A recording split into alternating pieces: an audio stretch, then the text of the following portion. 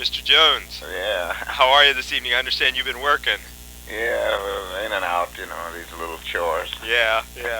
I don't know if EJ had a chance to explain this to you, but I'm writing a book about Gretsch Drums, Uh-huh. and I've interviewed Louis Belson and Charlie Persip. All said wonderful things about you, and I'm really happy that you agreed to do this with me.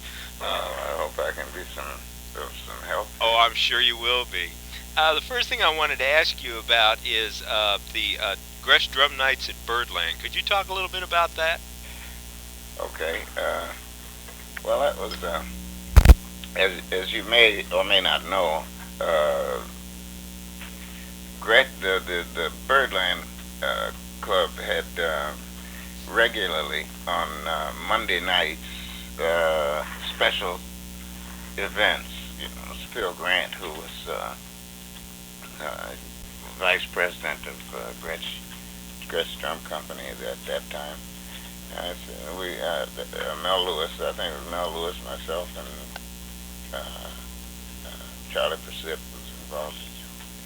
And we said, why don't you, talk to the people of Birdland and try to get and have a Gretsch night at Birdland, like sort of. We had no idea that they would record it or anything like that, so they started to do that. We did it, I think the second time that it was done, or maybe both times, it was recorded by Roulette Records, and so that's, I guess the rest is history. So some of these albums are still around, I suppose, as collector's items.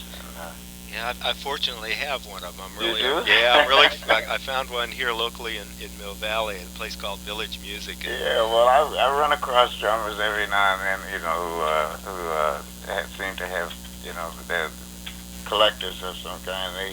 They've got these some of these recordings. So I thought it was a great idea, and so did everyone else at the company. And they weren't. Well, that's how it came about. They weren't all recorded, though, were they? I mean, didn't they have those drum nights for a period of time, or was it just those two events that Well, happened? from my recollection, I think it was just those two events. Huh. Now, there was another, when Gretsch changed ownership, I think the Procter & Gamble company bought Gretsch for a brief period of time, and they sent one of their managers to run the company. And this was, of course, after Phil Grant had left. And this was also during a period where the New York Jazz Festival was presented in Central Park. And so they had a Gretsch evening for the Newport Jazz Festival in New York. And at that, if I recall correctly, Gene Krupa was one of the featured groups. My group was involved. I think Mel Lewis, and there was a lot of most of the irregular endorsers that made appearances. Those who were available at the time, at least. Mm-hmm. So that's the only other incident that I can recollect, and it may have been more. I can't be positive about that, but I'm sure the records will show. What are we talking about? At least those three events took place. Right, it's about 30 years ago, right? Yes, indeed, yeah. Yeah, it's been a while. As a matter of fact, that night I used Gene Krupa's drums, which was Slingerland. Oh, is that a factor? Yeah. Oh, I'll be darned. But it didn't make any difference, it was all just in good fun, Sure. Everybody had a wonderful time.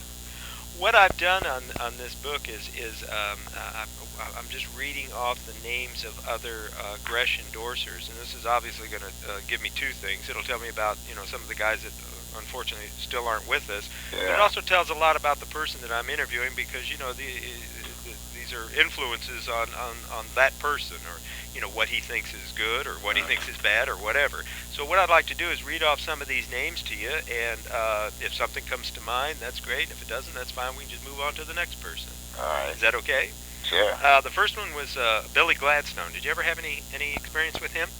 I didn't know Billy Gladstone at all, only that he made, I guess, the finest snare drums, and he's one of the greatest, one of the great drum designers, technicians that fortunately for us was associated with the Gretsch Drum Company for many years.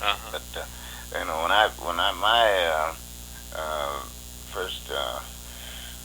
first started association with that company was in 1957. So I guess it was well after Billy Gladstone had died. No, I think he died in '62, but oh, I think really? most But of he his... must have been retired. Yeah, Strong. Whatever. Because 1957, that's just a few years before. Right, right. Yeah. How about a fellow by the name of Chick Webb? Chick Webb, I only know him by his for what he did.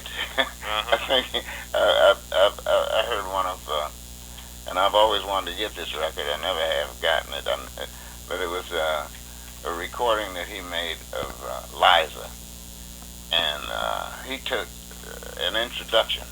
It was a drum solo of about eight bars, I guess, maybe perhaps it was 16 bars, but I thought that you know, when I heard it, I compared it, at least in my mind, with what the things that I'd heard other great drummers like Max Roach and Billy Joe Jones, all these guys do, and I heard all of these elements of what they were doing and what Chick Webb did, and I think it was recorded in the early '30s or so. And I just thought it was one of the most impressive drum solos that I'd ever heard in my life. Yeah, he's a pretty impressive guy, yeah. How about Joe Jones? Papa Joe. Oh, Papa Joe was, you know, he was one of the absolute, like an anchor for all of us, you know.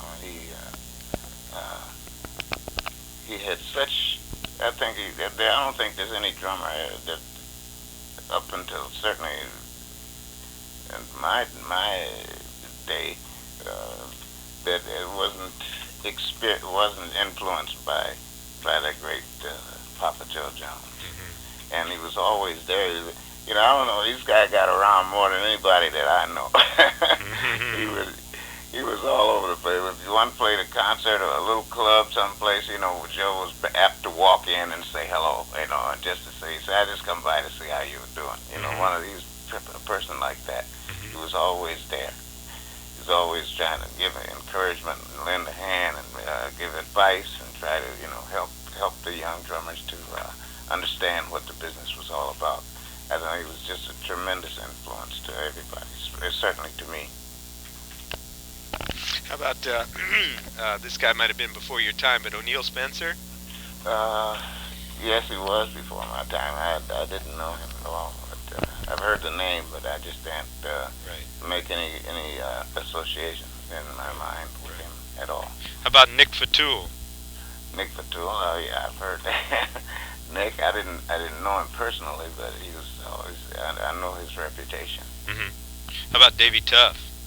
Davy Tuff, yeah. Well, Dave Tuff was one of the, I guess, I suppose, if you want to talk about pre-Max Roach drummers, I think Dave Tuff would be the one that comes to mind more than any other.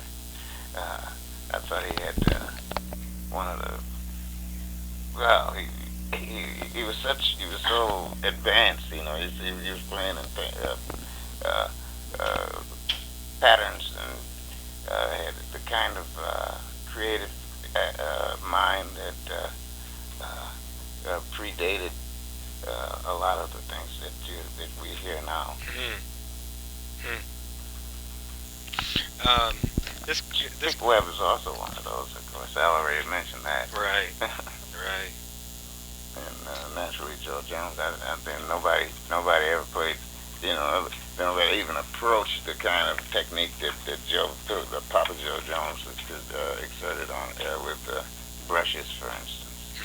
You know, you could play with a hi-hat and a snare drum and make it sound like a symphony. Those are the same words that Louis Bellson used. Yeah. Those are the same words he used. Yeah. How about a guy by the name of Alberto Caldron? He played with Kuga. Did you have any experience with him? I heard Xavier Cugat's band, of course, you know, and I was, I always liked to listen to them. But, and of course, he made a lot of films and all that. Right. He was very prominent. But I didn't know individuals in his group. Other than, I just listened to the congas, and I listened to you know, the different the way in which they used these South American instruments, you know, like maracas and claves and things like that. And I was always fascinated by that kind of those rhythms that were generated by this group, and with such precision and with such he had such a marvelous the way it was all put together. I thought it was just the epitome of technique and what I don't know. It's hard to express it. You have to listen to it. If you've heard the music, then you know what I mean. And you know what I know what you're talking about. Yeah. Right? Exactly. Yeah. How about Shelly Manne? Oh yeah. Well, Shelly was. He's a great. I thought. I heard him more. You know, I knew him very personally, and we were good friends. And he was always very helpful to me. And I thought he was one of the great soloists. You know, as far as you know, this modern bebop and all the modern music. And his I was always impressed with his control and technique.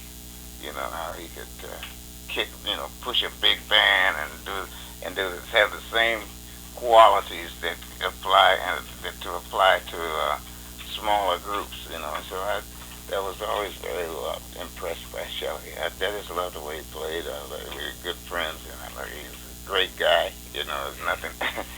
He was just an all-around guy. Yeah. How about Kenny Clark? Wonderful musician. He was. Drummer. Yeah, he was. Mm-hmm. What about Kluke? Kenny Clark? Yeah, Kluke.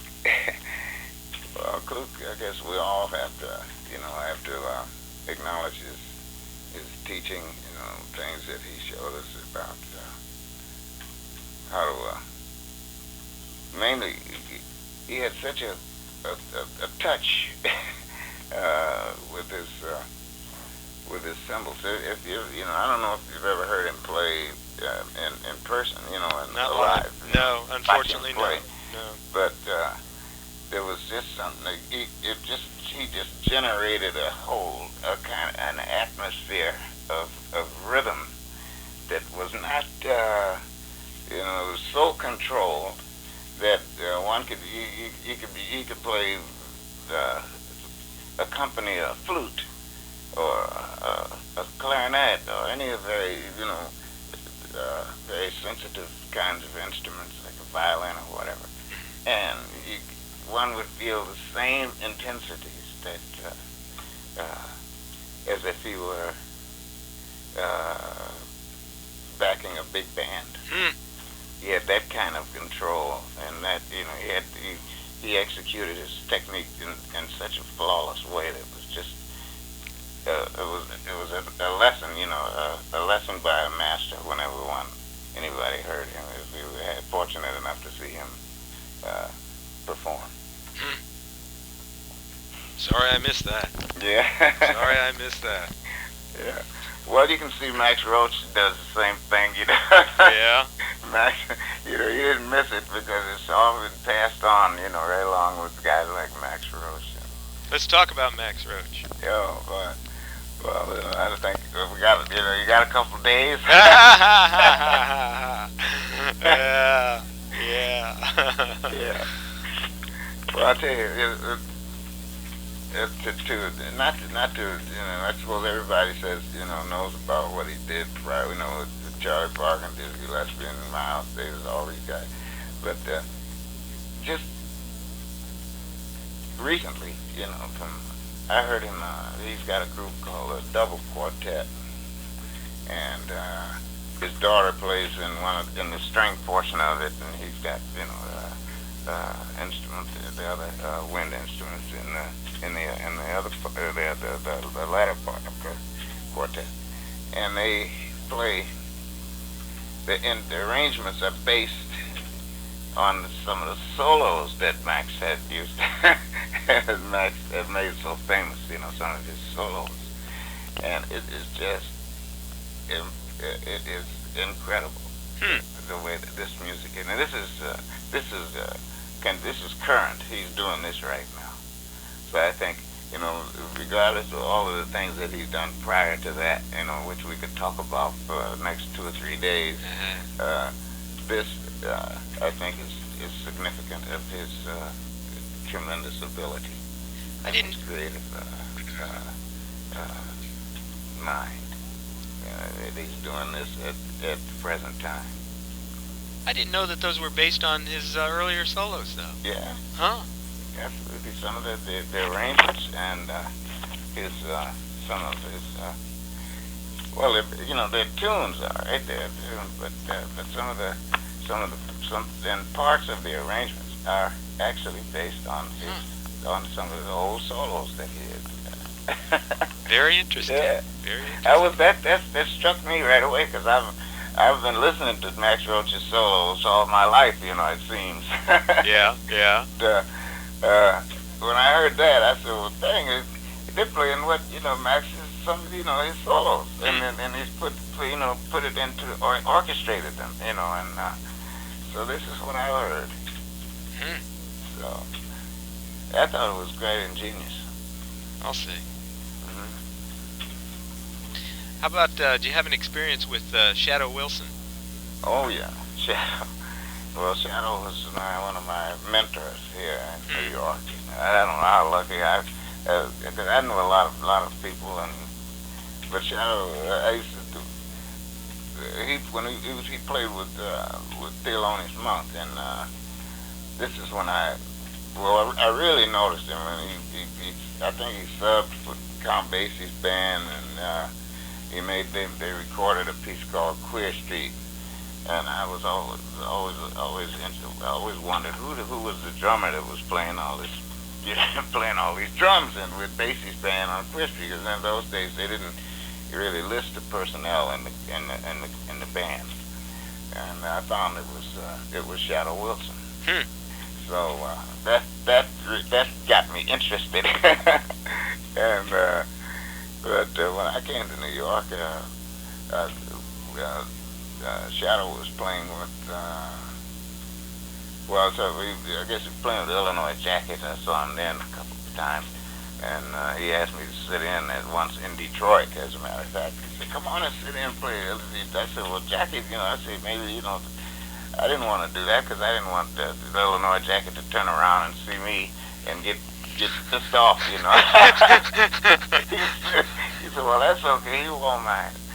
So it worked out all right, He didn't even notice it. He looked around and said, I thought that was Shadow playing. Well, that's a compliment to you, too, there. Shadow is a good player. So when I got to New York, I used to go around Harlem, all the clubs. He introduced me to different people. When he was working at the Five Spot with Thelonious Monk and Wilbur Ware and John Coltrane, I used to sit there just night after night and listen to them. And he just. I wouldn't even, I couldn't say a word. I was tongue-tied, actually. I just sit there and listen to that music, and it just, I thought it was, it's an experience, I guess, it's very rare. Certainly, I thought it was something quite unique for me to have that kind of opportunity to listen to great artists perform in such a normal way. I mean, it acted as if there wasn't anything unusual about what they were doing. That's another thing that's so striking about great musicians like that, because they just did it as a matter of course. It wasn't anything unusual, because they did it all the time. So I was very highly impressed with that. Much the way I felt. Learned a lot. Much the way I felt the last time I saw you play, as a matter of fact. Oh, my. Here in San Francisco at Kimball's. That was, what a wonderful experience that was. Oh, God. Yeah, it was a true joy. The next fella had a lot of good things to say about you, Louis Bellson. Oh, that's my man, Louis Bellson. Yeah, I've been following Louis Bellson around for years and years. I know first when I first really met him, he was playing with Duke Ellington's orchestra, and I was just, he wrote all this great composition, Skin Deep, everybody remember that. And anyway, Louis, just from that moment up until now, he has been just a good friend, always a person that's always that you can always rely upon to say, that the consistency. He's just a consistent great artist. He's a consistent friend. He's a consistent good person. He has all the great qualities. I think he's just a marvelous man. That he is. That's well summed up. That's very well summed up. Yeah. How about Denzel Best? Oh, Denzel Best is gonna be off. Yeah. Well, I know of him because of all of his work with George Shearing. Right. And I always thought there were three drummers that impressed me about brushes. Of course, Papa Joe Jones, Big Sid Catlett, and Denzel Best, who I thought who I considered more a contemporary of mine, because I didn't know, I never knew how old he was, but he always felt like he was more my age than anyone else. But the way I was standing I went to Birdland one night with my brother Hank, and to listen to George Shearing. I was underage, so I didn't want everybody to know too much about me being there. I just had to keep quiet and listen, But just standing in the sidelines and watching him execute these brushes, it looked like, to me, when you stand about 30 feet back and you can get a good view of the stage, to me it looked like magic. It looked absolutely. I couldn't tell when. I could hear the sounds, but I couldn't tell how he was hitting the drum. I couldn't really tell how he was doing that, and it seemed just like a magical evening for me, a magical performance. And he did it over and over again. It was just. I thought, for a young kid like that, like I was at that time, it just made me. I was amazed, just amazed. Sounds like you'd be amazed today if you saw him play. Yeah, I would. Yeah, well, I was amazed every time I saw him. And then we got to be.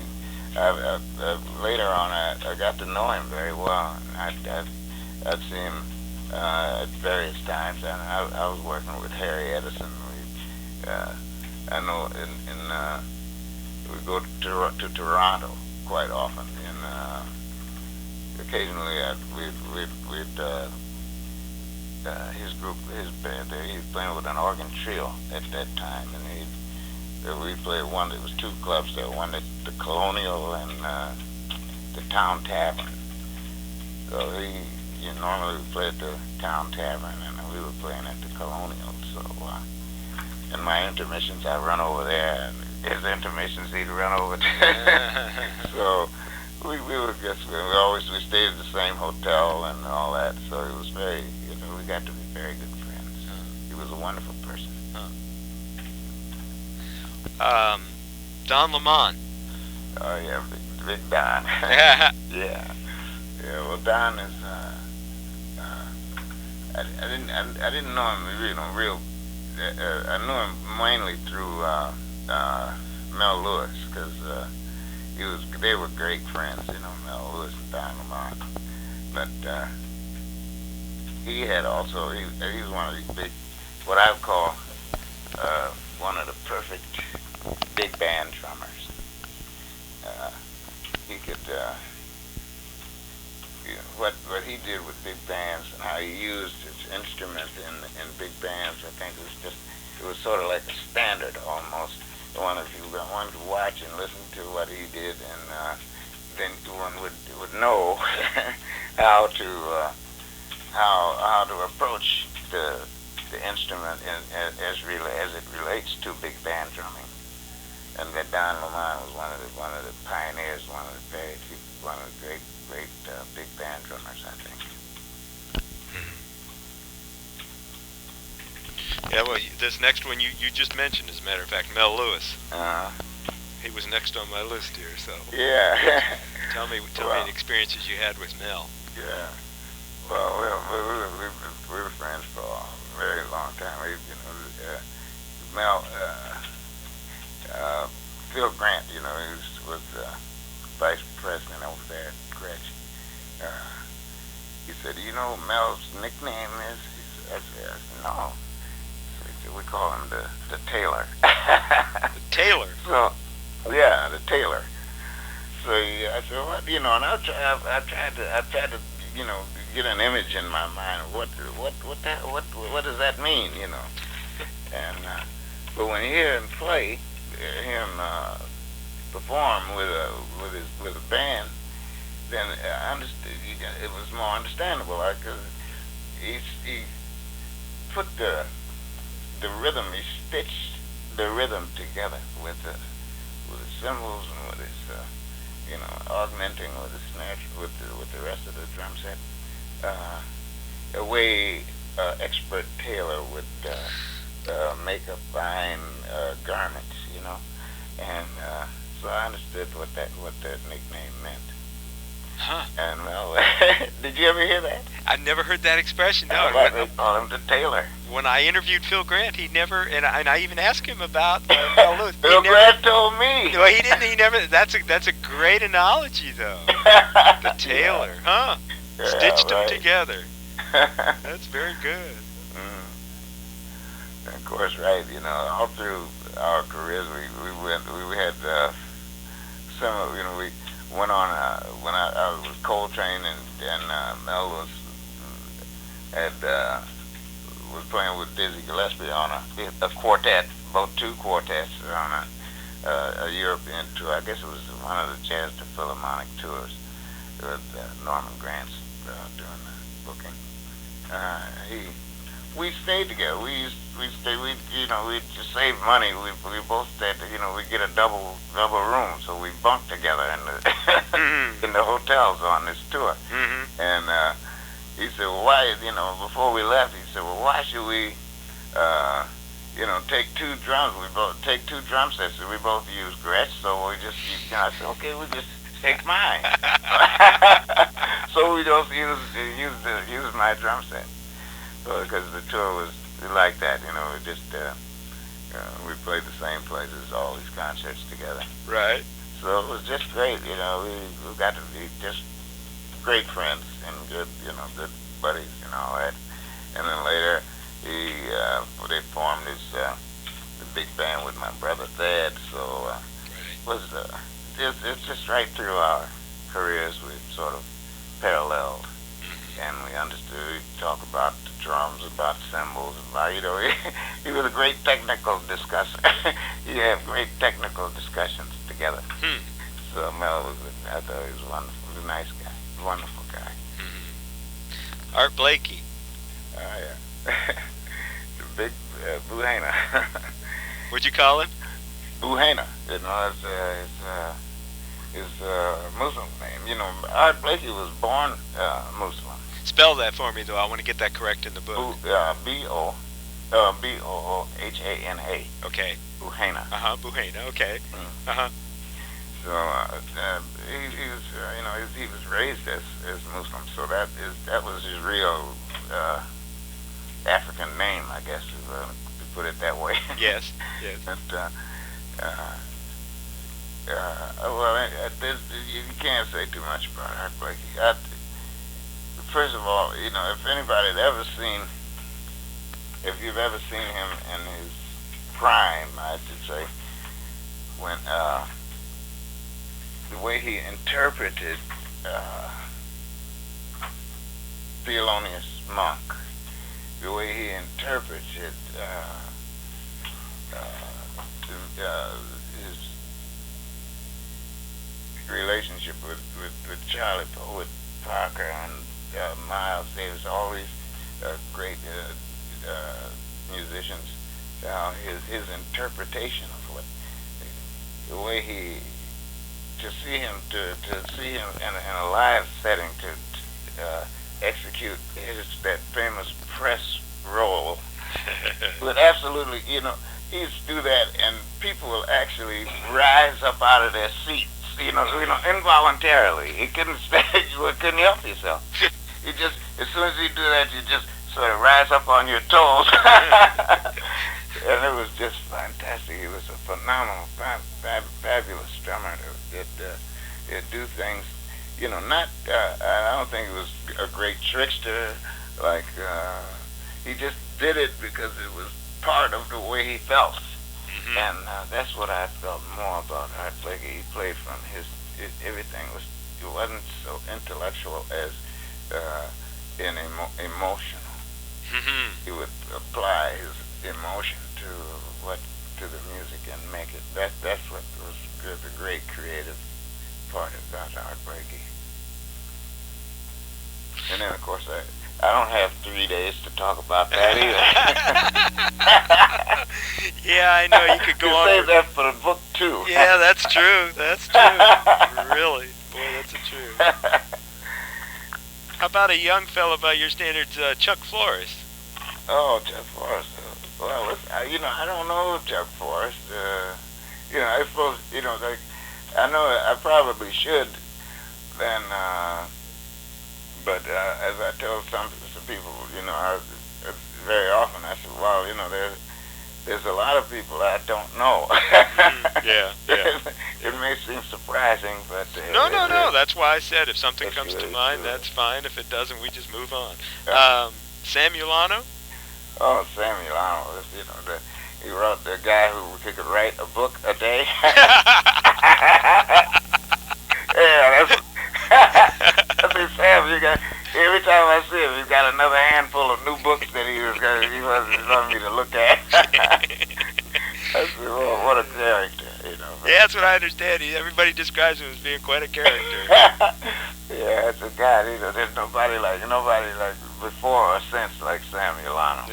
You know, he's also a great teacher. He's still alive. Right? This is, I think, what people, you know, it sort of gets lost a little bit in the translation of his abilities, because he was also, I think he must have had more students than anybody I've ever seen. You know, 30, 40, 50 guys, you know, kids always coming to his studio to learn. And I think that more than anything else is probably a great legacy for Sam Milano, because I thought he was one of the great percussion teachers. Other than just a real funny guy. Right. You know, there's no way you could, you know, Sam, he never stopped talking. You know, I said, well, how could he teach anybody? You know, 'cause he's talking all the time. But while he's talking, he's demonstrating, he's illustrating, he's doing all this. He's just, I thought he's just one of the, you know, you're nowhere but in New York could you find anybody like that. Right. Boy, isn't that the truth? Isn't that the truth? He was as busy as 42nd Street.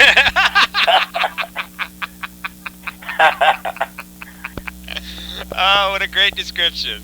Busy as 42nd Street and a book a day. Right.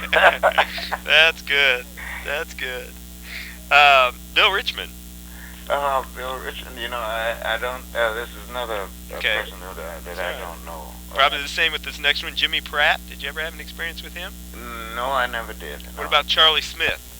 No, that's another one. Okay. Sam Woodyard. Sam Woodyard, oh yes. Sam, certainly one of the, I think Sam was, Charlie Persip told me he was one of his teachers. And, of course, I remember him mainly from his work prior to Louis Bellson, he being with Duke Ellington. Mm-hmm. And so I just thought, right after, a group band like Sonny Greer, and then, of course, the great, the next personality to come out of that as a drummer was Sam Milano.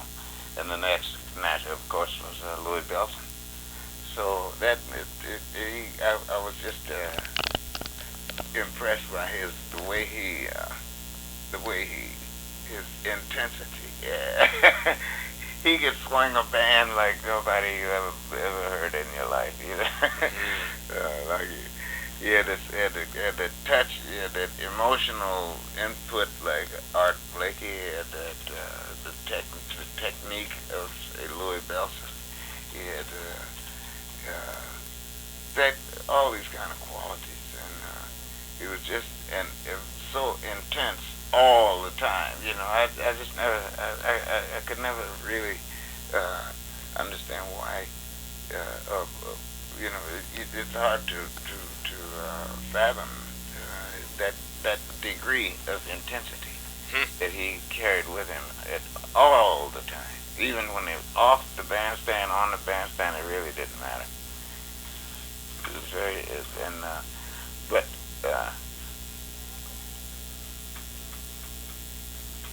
The sound that he produced, I thought was just unique.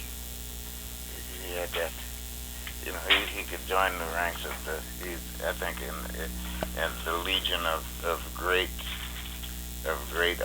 drummers. And that's all I can say. I thought he was a great artist. I was fortunate enough to know him, and not as a not as a close friend or anything like that, but certainly to know him, to speak to, and to.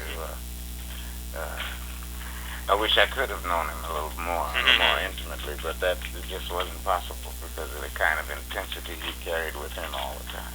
Wow. But nevertheless, I had great, tremendous respect, and I thought, and what he did, one could always learn so much from just listening to the way he played. So that's my recollection of Sam Woodyard. Because we played a recording with Duke Ellington and Coltrane, where Sam Milano and Aaron Bell, the bass player, was. We joined forces, basically, just to make this album with. Coltrane, Duke Ellington, Sam, Aaron Bell, Jimmy Garrison, McCoy, and myself. So, as well as and of course Coltrane.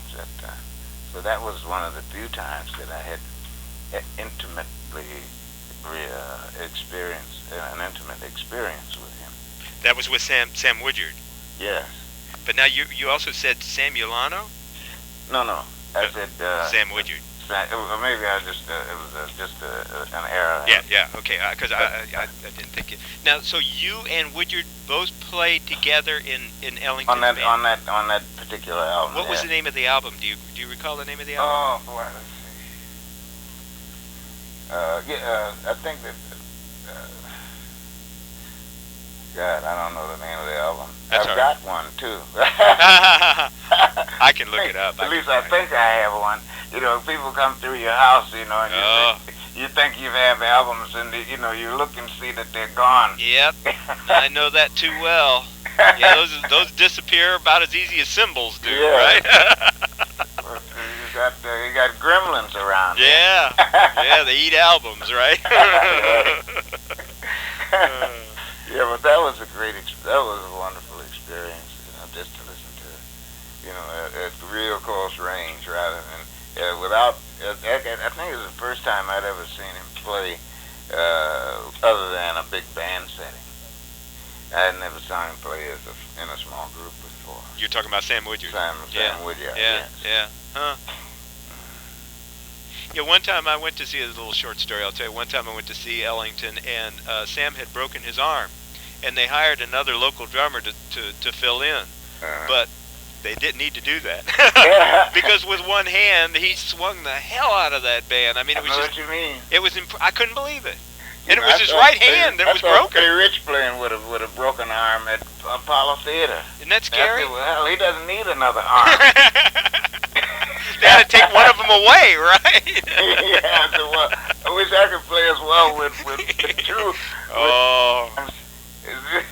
Yeah, but you do, though. They make you feel ashamed of yourself. No, not the way you play. Not the way you play. How about Philly Joe Jones? Oh, Philly Joe. He's, I think he's I suppose a lot of my first experience, I heard of him, and he was, of course, Miles Davis's part and parcel of Miles Davis's group, and I guess it was through, because of Philly Joe Jones, I got to work, to play with Coltrane, eventually, because Miles and I, we were friends, and Philly Joe had an occasion I had the occasion to substitute for him in Philadelphia at a club for a week or so, and with Miles's band. With Miles's band. Oh, okay. Because Joe wasn't available to go to Philadelphia at that time. So I got a chance to play with this great quartet, and Paul Chambers, Red Garland, Cannonball, and so at any rate, that was just one incident. But I knew Joe we'd always run across him here in New York and around. I never miss an opportunity if I could to listen to him play. So I played when Gil Evans formed his big band.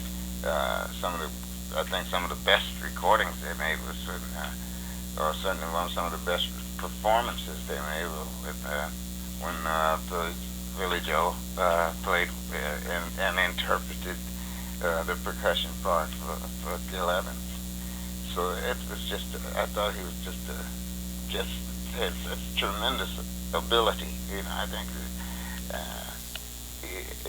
he was also, I think, one of the very few musicians who understood and interpreted correctly the compositions of Tad Dameron, and so Joe had just a tremendous capacity as a musician. Drumming being that's the least of it, but he certainly was a impressive and inspiring drummer. Now, he was also one of the ones that played with you. I've got this Gretsch night at drum night at Birdland. Yeah, he was down there too. How was it to exchange with Art Blakey and Charlie Persip and Philly Joe? How was that? I mean, what did that feel like to you that night? Well, extremely difficult. I tell you, I had to forget all about them. I said, well, I've got my 4 bars. I said, let me see if I can do this, and then I'll forget about the rest of it. So there was a real competitive air. Yeah, right. Yeah, yeah. It's competitive in a way, but it also you want to listen to what they're doing, and if you get too involved listening, then you're gonna miss your own cues, and so you have to be. It kept it was a very edgy experience. You had to stay exactly focused on what it is, what the music was all about. So I think that helped. That was very helpful. I think it gave me certainly a lot of understanding about how to, as far as concentration is concerned. That's interesting that you say that. I mean, the way you interact with your musicians on stage, and you know, that's interesting that you put it that way with being around 3 other drummers. Yeah. Yeah. You know, I'm not competing with them. We're trying to play together, and that gives that's another dimension to what is possible to understand about the music in itself. Sure. So, how about, I love that. I wish we could do that every day. Yeah, really. Isn't that the truth? We should be doing that now. Yep. You know, this is more than any other time. This is when we really need to be doing things like that. Well, you know, there hasn't been many times in the history of drums that, you know, 4 greats like you all sat down and played together. Yeah, I guess so. You know, that really didn't happen many times. This is really yeah, kind of no, it didn't. You know, well, one thing is just you know, stage capacity didn't lend itself to things like that. Yeah. And when, as far as theaters are concerned, you know, I suppose it could have been done in the context of a stage, you know, like a Paramount Theater or Apollo Theater, one of the great theaters. But it just wasn't. In order to do that, then it's another.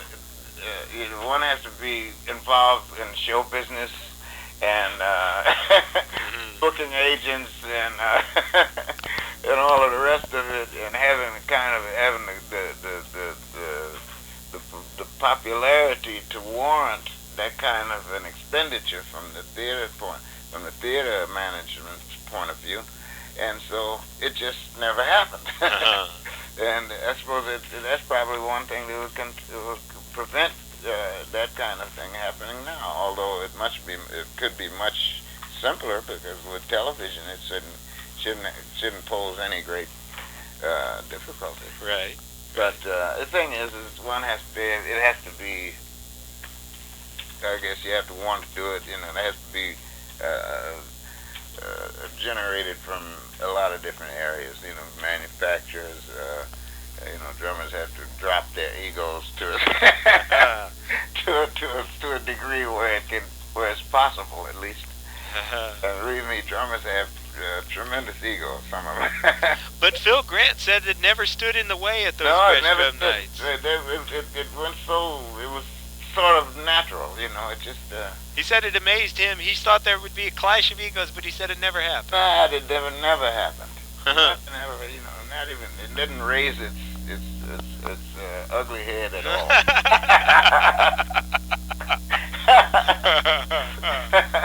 I guess we were all too busy cringing.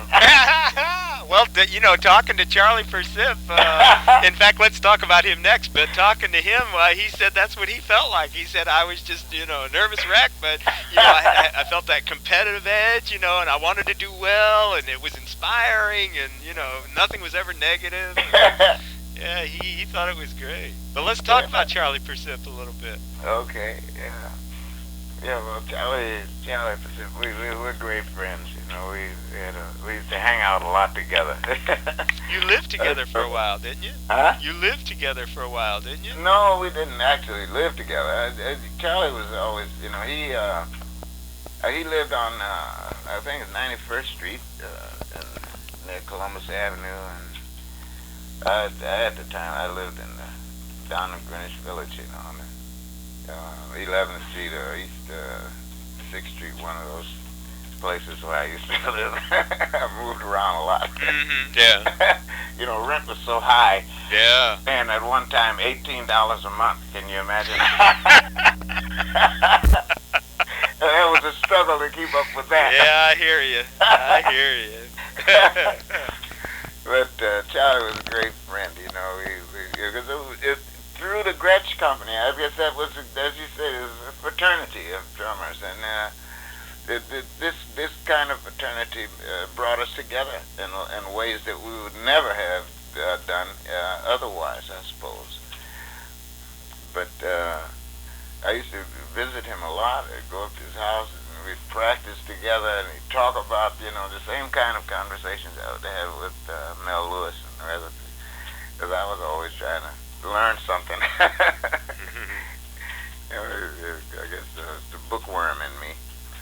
But we had, I went out, I thought Charlie was one of the, he's one of the drummers who I thought enhanced Dizzy Gillespie's big band more than any other one. I know Art Blakey played with Dizzy Gillespie. At least one of the initial earlier bands. But I think Charlie Percy had when he came into the picture. It sort of rounded out and focused that needed to be focused as far as a big band drummer with the kind of arrangements and compositions that Dizzy Gillespie had at that point. Charlie was perfect for that position. He just fit in. I don't think any other drummer could have done it. And at least in quite that way. To me, he made, he brought to me, he made it possible for me to learn and to appreciate what Dizzy Gillespie was doing. Because otherwise, I didn't hear it as well with other percussionists as I did with Charlie Percy. And I remember he played. He used to play, did a lot of work with not only Gil Evans but with Johnny Richards' big band, and Charlie. I used to go to the Apollo and watch and listen to that because I liked Johnny Richards' band. I thought he had something that just that unknown something that kept your ear glued to the sound, and here again, Charlie says, he said, can you play a couple shows for me at the Apollo Theater? Because he had a recording session or something like that. So he set it up with Johnny Richards, and I had been listening to the solo, to the rehearsals, and to the performances at the theater, and so I felt that I knew that I could fit in adequately. At least I wouldn't ruin the performance. So I had that chance to do that, and that was another great experience for me, and it was because of Charlie Percy. How about Jimmie Cobb? Oh, yeah, Jimmie Cobb. Well, Jimmie, I've always thought of him as the one that got away from Dinah Washington. Dinah Washington liked all these. He used to like drummers, and so Jimmie was her boyfriend, I guess, at that time. He's the only one. Usually, when she got tired of these guys, she would take a razor blade and cut up all the clothes, and boot them out. So Jimmie Cobb, I think, was he was the one that got away. He got away with all of his possessions.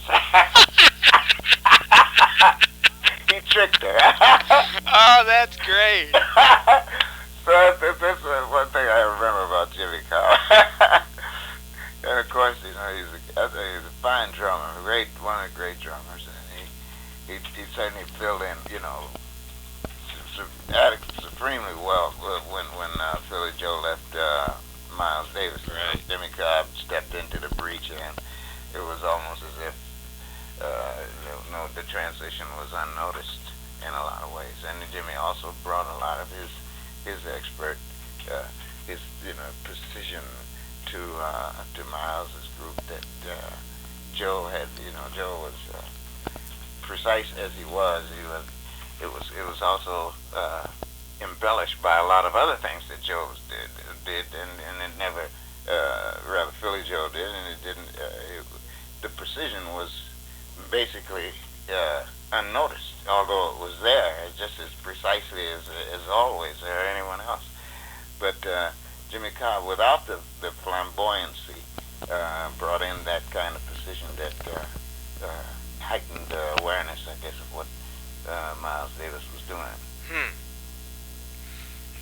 The fellow that replaced him, Tony Williams. Right. Yeah, Tony. You know, he was the young the Boston Marvel. Yeah, he came out. You know, and I thought he was. And everybody else, not just me. You know, that I thought he had just talent unbounded. You know, he's got.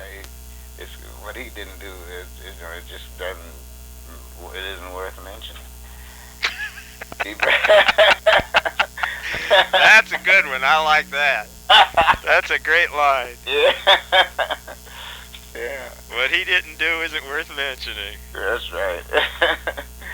So he brought something. You know, he just. And I suppose a lot of young kids that his age group took heart from that fact that here's Tony doing all of this, and he said, well, and I guess if that's inspiring for them, that and giving them the motivation to try it as well, and to do it, because they have an example there, and I think that's one of the greatest things that one can do is to set an example for others and to make it seem reasonable and possible that they can also do these things. So I think it's one of the great contributions of Tony Williams is that he gave that kind of inspiration. As you do so well yourself. All right. Chico Hamilton. Oh yeah, Chico. Well, I didn't. Chico Hamilton. I know he's a great drummer, fine drummer, and it was only until after I had known him about 10 years or so that I really started to began to understand what it was that his group was doing, because I had never heard oboe or bassoon, the kind of instrumentation that Chico Hamilton brought into jazz groups, and it was very difficult for me to listen to that for a long time. I finally got to appreciate and understand what it was that he was a master. Chico, I find that he played clarinet, he played piano, he wrote, he was an arranger, he's a composer, he did all these things, and although I never saw that film, I understand he was an actor as well. I didn't know that. He didn't. You see, he made a movie with Tony. What's his name? God. Yeah, Chico Hamilton. He made this film with what's his Tony? Tony Bennett? Not Bennett. No. Tony. No. You know the guy that made the Boston Strangler? Tony Curtis. Tony Curtis. Oh, Tony Curtis, yeah. Black and white. Yeah, it was a black and white film. He made that. Yeah, Chico was in that. 1950. Yeah, 1950, sort of, my wife tells me. I'll be darned. Yeah. I didn't know that. Yeah.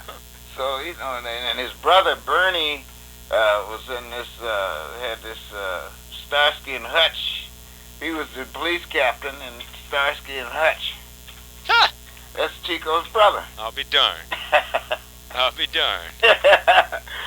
So, he's a very highly talented man, and he brought an element of, another element into jazz music that had never previously been there.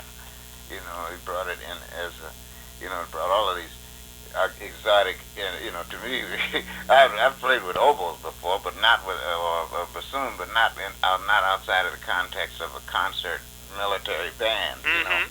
So it wasn't that the instrument itself was strange. It's just the way it was incorporated. So that, and he had a wonderful bassist who had, you know, very his bow technique was fantastic. And Chico always had these people, Eric Dolphy, all these guys who, Jerome Richardson, who played a myriad, he played all of the woodwind instruments, and, double reeds and all that, you know. So this just gave me, you know, just brought another dimension to jazz music that just hadn't been previously there. So Chico, I think, is one of the prime movers in that respect. Sonny Payne. Oh, Sonny Payne, yeah. Well, this is another one of the great big band drummers with Count Basie. You know, I saw Sonny, I guess the first time was in the early 50s. I know my brother, Dad, was playing with Count Basie then, and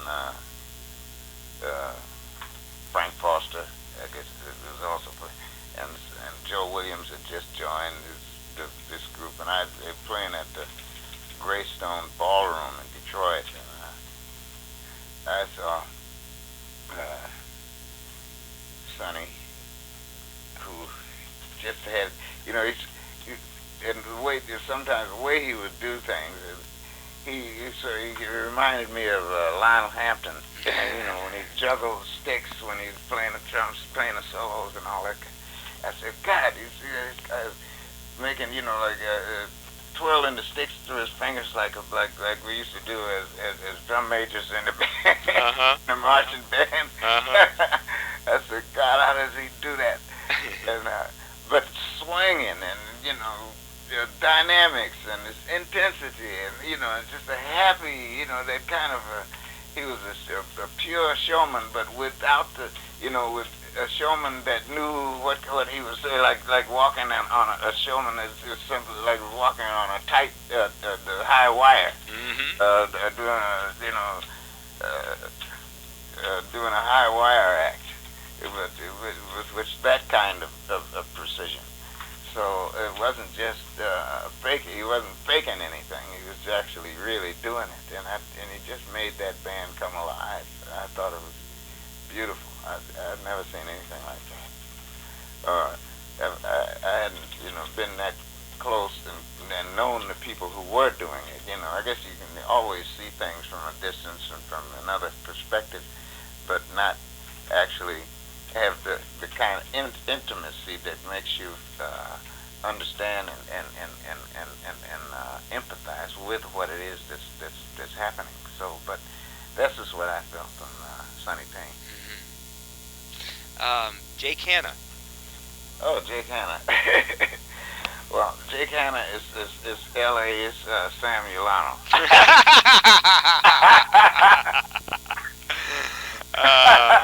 Good description. Yeah, but well, Jake, Jake is he is the character of the West Coast. I guess he's a great drummer, you know, but even more than that, he's a live wire. You can talk to Jake for 5 minutes without rolling on the floor. You know, he's telling these jokes with his New England accent. Yeah. He's never lost that. You know, a lot of people go and move from one part of the country to another, and then they adapt the phonetical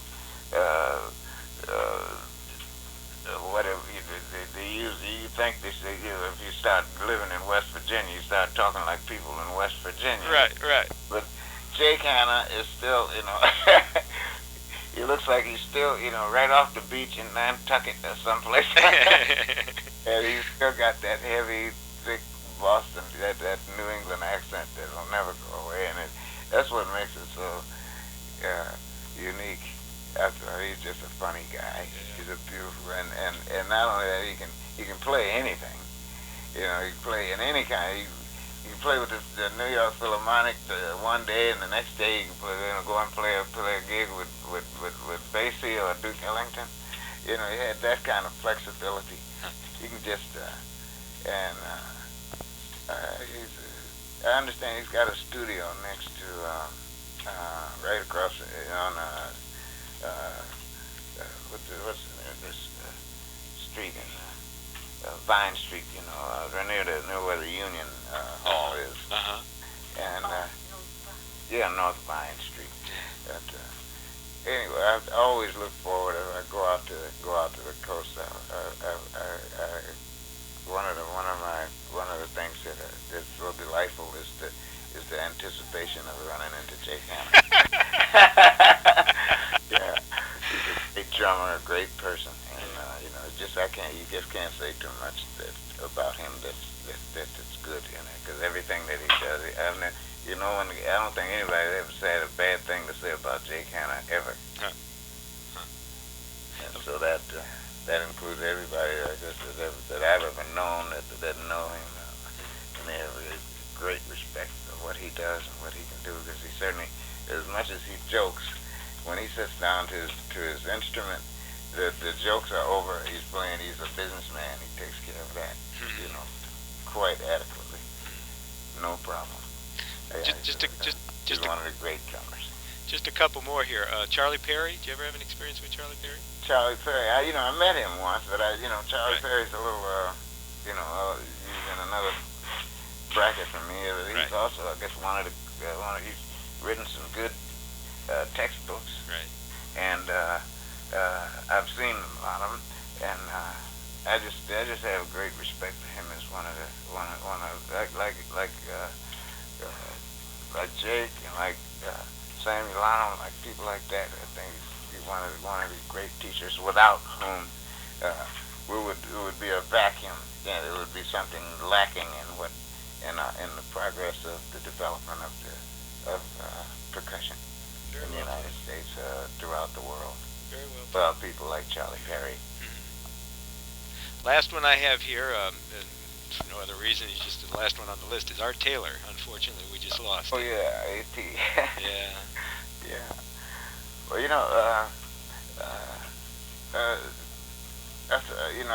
I probably saw Arthur Taylor more in Europe than I did here in the United States. Because I would make tours, practically every year, or at least during the summers and the jazz festivals and whatever. And Arthur Taylor was engaged in doing a lot of interviews for this book he wrote called Notes and Tomes. I think it's the name of it. Did you know about that? No, I didn't.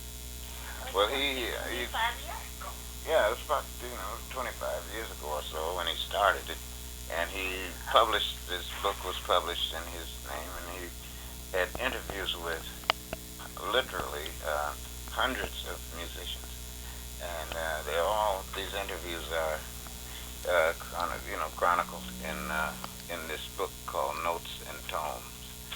So I saw more of him in that context than any other. Although he used to be one of the as far Prestige Records, old Blue Note Records. Arthur Taylor was practically the house drummer, for for all these recordings.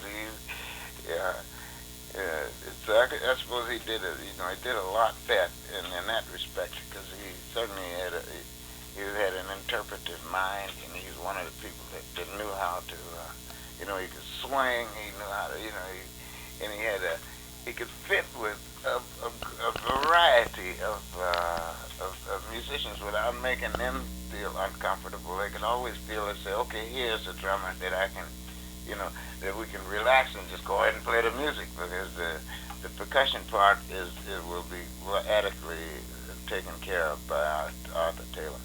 So I always thought that he had that. He was like as a utility man, and has with a tremendous understanding of the musical interpretation of these compositions. also tremendous. As creative in a way that he brought elements of different people whom he was influenced by, as well as his own.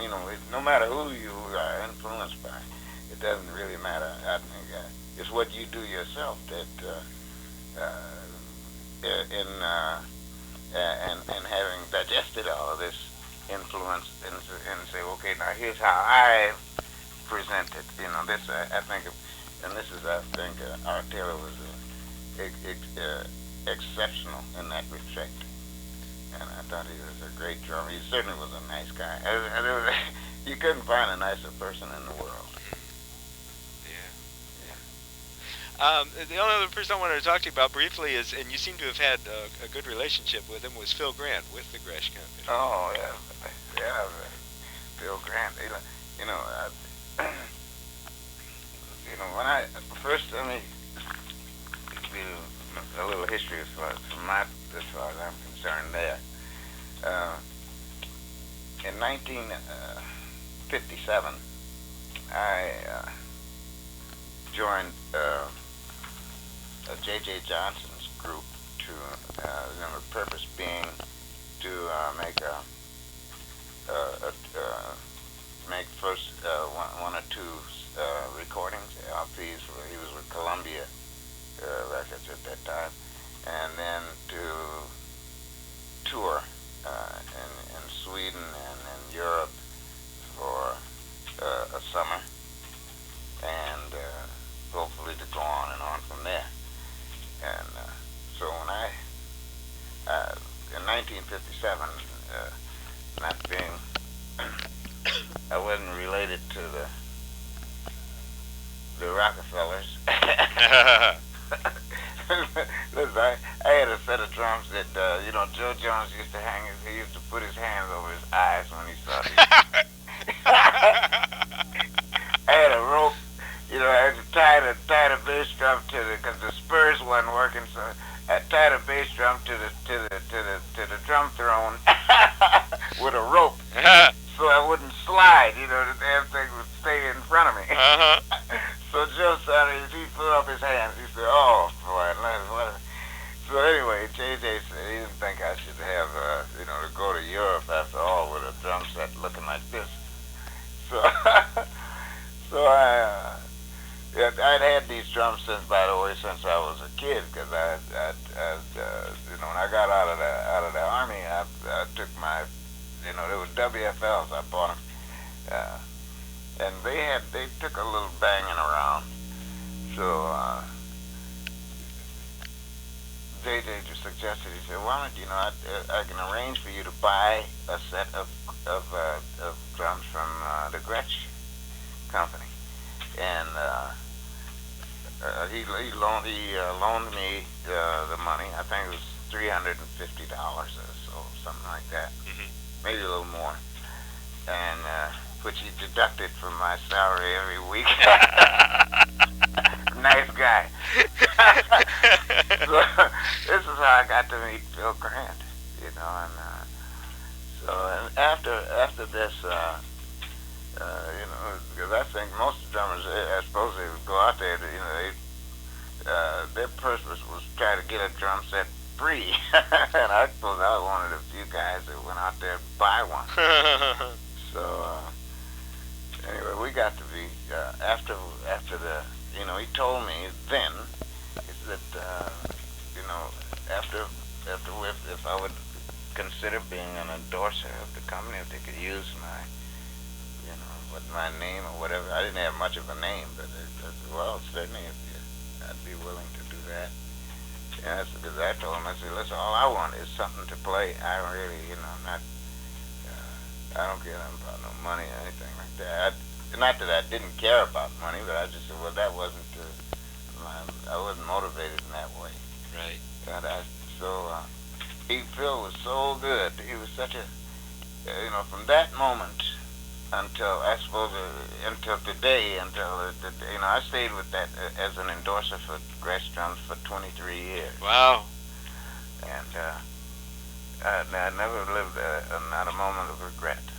and that during that entire time, and Phil Grant was right there for every every kind of capacity that he could.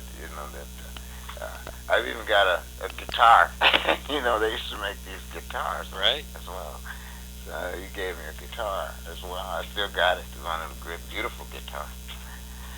And anyway, I've just never, the relationship with me, myself, and Phil Grant. I suppose he had it with most of the other endorsers as well, but it was just one of the extreme. I used to go when he played concerts with the Goldman Band out in Central Park, in Right. summers.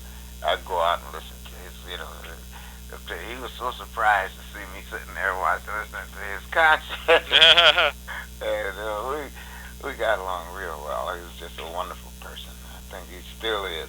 Wherever he is, I give him send my love and my fondest regards. I'll tell him that.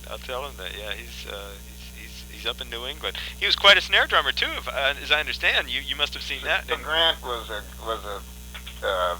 master percussionist. Huh. In any capacity that you wish to illustrate it, he could play anything. As far as he was a fantastic.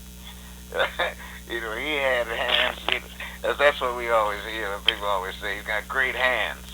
He had great hands. He had great feet, great head. He played. I thought he was one of the great timpani players that I've ever heard of or seen. And certainly, as you say, he was a great snare drum player. One of the, I suppose, I don't know many great. I guess Billy Gladstone. So Phil Grant was certainly in that category. Yeah, in fact, when I interviewed him, he said Billy Gladstone was the best and I was second.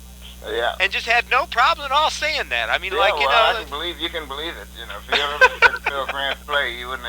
There's no one to leave any doubt at all in your mind. That's incredible.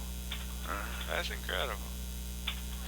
Well, Mr. Jones, you've given me just some wonderful material here, and I certainly appreciate your taking almost 2 hours of your evening here. I really sincerely appreciate this. This is going to be some just wonderful material for my book.